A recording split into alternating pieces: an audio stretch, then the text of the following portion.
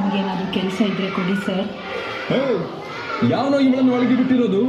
ಕೆಲಸ ಏನಿಲ್ಲ, ನಡಿಯಾಚೆ.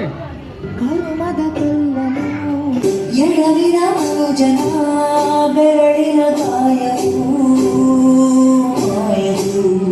ಹಗೆಯಲಿ ಕೋವಿಗೆ ತಲೆ ಕೊಡೋ ಮರುಳರ ಗುಡಿಯಲಿ ದೈವವು ಕಾಯದು. ಕತ್ತಲನ್ನು ಉಳಿಸೋಕೆ ಚಿಟ್ಟ ದೀಪ ಊರನ್ನೇ ಸುಡುವಂಥ ಜ್ವಾಲೆಯಾಯಿತೇನೋ.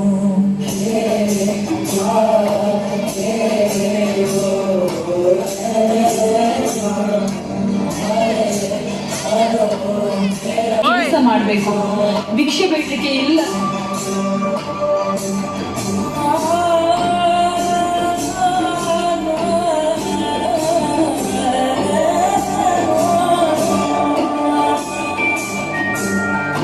ಸರ್, ನನಗೆ ಸ್ವಲ್ಪ ದುಡ್ಡು ಕೊಡ್ತೀರಾ?